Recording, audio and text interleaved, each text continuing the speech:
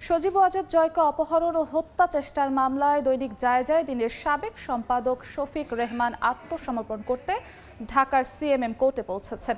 এই মুহূর্তে সেখানে আছেন সহকর্মী সাদিকুর রহমান। সরাসরি যোগ দিচ্ছি তার সাথে। বিদেশে ছিলেন, তার সাজা হওয়ার পর আসলে সজীব ওয়াজেদ জয়, যিনি সাবেক প্রধানমন্ত্রী শেখ হাসিনার ছেলে, তাকে অপহরণ এবং হত্যা চেষ্টার অভিযোগে যে মামলাটি করা হয়েছিল সাংবাদিক শফিক রেহমান, সেই মামলায় কিন্তু আসলে 5 বছর সাজা হয়েছিল। এই মামলায় তিনি আত্মসমর্পণ করতে যাচ্ছেন আদালতে। আমরা একটু তার কাছে জানতে চাইব, দীর্ঘদিন আপনি বাইরে ছিলেন, দেশের বাইরে, আজকে নিজের দেশে ফিরে আত্মসমর্পণ করতে যাচ্ছেন, একটু যদি বলতেন যে আপনার বিরুদ্ধে মামলাটা হয়েছিল এটাকে আপনি কিভাবে দেখছেন? আমি এটাকে দেখছি, এখানে আপনি অনেক ট্রাফিক জ্যাম দেখেছেন না? আমি যদি বলি এখানে কোনো ট্রাফিক জ্যাম নেই, মিথ্যা কথা বলা হবে না। ঠিক তেমনি ওই মামলা এক সম্পূর্ণ মিথ্যা বানোয়াট মামলা। ওকে,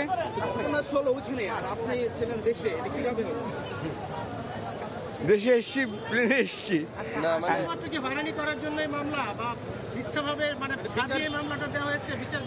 আমার লাল গোলাপ শুভেচ্ছা সবাইকে, লাল গোলাপ শুভেচ্ছা।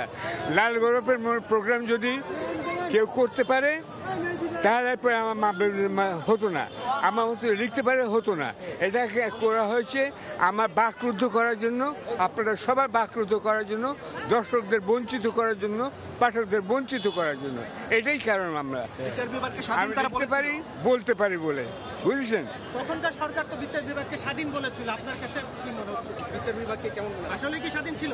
শেখ হাসিনার নামে অনেক দেখলাম খুনি হাসিনা লেখা আছে, আমি আর কিছু বলতে চাই না। আসলে যেটা বলছিলেন তিনি সিনিয়র সাংবাদিক, তার বিরুদ্ধে যে মামলাটা হয়েছিল, আসলে এই মামলায় তিনি যেটা বলছেন আসলে সাজানো মামলা তার বিরুদ্ধে দেওয়া হয়েছে এবং তাকে হয়রানি করার জন্য তিনি সাংবাদিক, তিনি সত্য কথা বলতেন, এই জন্যই তাকে দমিয়ে রাখার জন্য কিন্তু এটা করা হয়েছিল এবং সাজানো নাটক করে তারা এরকমভাবে মিথ্যা মামলা দিয়েছিল তো বলে জানিয়েছেন। আসলে শফিক রহমান আসলে তাকে 2016 সালের 16 এপ্রিল গ্রেফতার করা হয়, পরে তিনি জামিনে ছাড়া পেয়ে বিদেশে চলে যান এবং যুক্তরাজ্য থেকে কিন্তু গত 18 তারিখ তিনি দেশে ফিরেন এবং তিনি এই মামলায় আত্মসমর্পণ করবেন।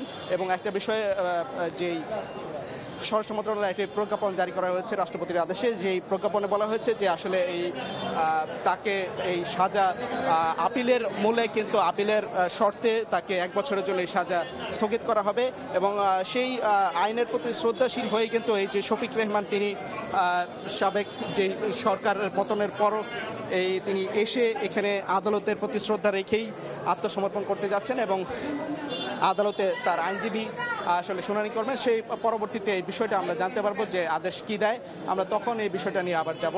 আমরা এই পর্যন্ত ছিলাম, আমরা যেটা দেখেছি একই মামলায় কিন্তু গতকালকে আত্মসমর্পণ করেছিলেন আরেকজন সাংবাদিক, আমার দেশ পত্রিকার সম্পাদক মাহমুদুর রহমান। আমরা এই বিষয়টি আমরা দেখেছি। তো শফিক রেহমানের বিরুদ্ধে যে মামলাটি দায়ের হয়েছে, এখানে আরও কিন্তু আসামি আছেন। গতকালকে যে সিনিয়র সাংবাদিক মাহমুদুর রহমান, তিনি আত্মসমর্পণ করেছিলেন এবং তাকে কারাগারে পাঠানো হয়েছিল, কিন্তু আজকে এই মামলায় কিন্তু শফিক রেহমানের বিষয়ে রাষ্ট্রপতির আদেশক্রমে কিন্তু স্বরাষ্ট্র মন্ত্রণালয় থেকে একটা প্রজ্ঞাপন জারি করা হয়েছিল যে এই মামলার সাজা 1 বছর স্থগিত করা হবে আপিলের শর্তে। আসলে আইনের প্রতি শ্রদ্ধাশীল থেকেই কিন্তু তিনি আজকে আত্মসমর্পণ করতে যাচ্ছেন। এই ছিল এখান থেকে সবশেষ তথ্য।